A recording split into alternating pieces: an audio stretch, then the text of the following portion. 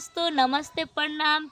तो हम सिंगर रिंकू रागी तो कैसन बनी रोवा लोग। उम्मीद बा कि आप लोग ठीके होई। तो एक छोटी सी कोशिश है, छोटा सा सॉन्ग है, तो प्लीज़ दोस्तों आप लोग कमेंट करके ज़रूर बताइएगा कि सॉन्ग कैसा लगा आप लोग को। तो सॉन्ग है हमारा, अरे चूड़ियों पे नाम हमरे सड़ियों पर नाम बा, उनके खातिर हमर जिंदगी तमाम बा। चूड़ियों पे नाम हमरा सड़ियों पर नाम बा, उनके खातिर हमर जिंदगी तमाम बा।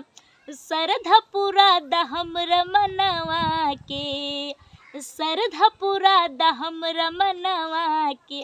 गोदा गोदा खाली फाइन गोदनवा से, गोरे हथवा पे नाम सजनवा के, गोरे हथवा पे नाम सजनवा के। चटकारे तू रखी हा रंगवा हो, सैया दूर रही के रही है हमरा संगवा हो। चटकारे तू रखी हा रंगवा हो, सैया दूर रह के रही है हमरा संगवा हो। आ दे देब तोहरा के बढ़ा के रुपैया, हमरा सवख से सजादा कलैया।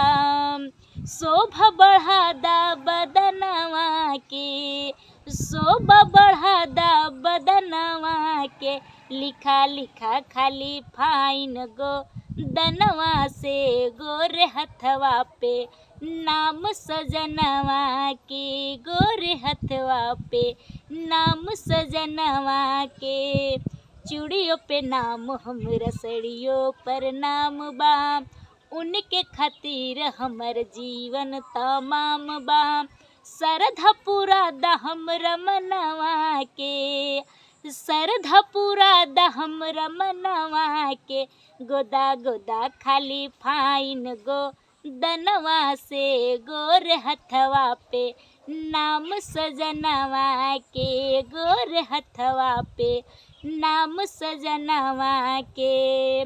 चटकारे तू रखी हा रंगवा हो, असैया दूर रह के रही है हमरा संगवा हो। आ दे देब तोहरा के बढ़ा के रुपैया, हमरा सवख से पूरा द, हमरा सवख से सजाद कलैया। शोभा बढ़ादा बदनवा के, शोभा बढ़ादा बदनवा के।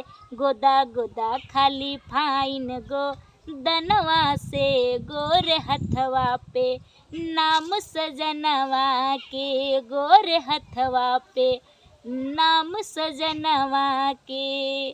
तो प्लीज़ दोस्तों आप लोग कमेंट करके ज़रूर बताइएगा कि सॉन्ग हमारा कैसा लगा। और हमारा लाइव ब्लॉग वीडियो आप लोग के बीच में जाता है तो आप लोग सुनते हैं, तो आप लोग को कैसा लगता है, क्या गलती है क्या सही है, आप लोग कमेंट में ज़रूर बताइएगा। जो गलती रहेगी हम उसको सुधार करेंगे। तो नमस्ते प्रणाम, हर हर महादेव।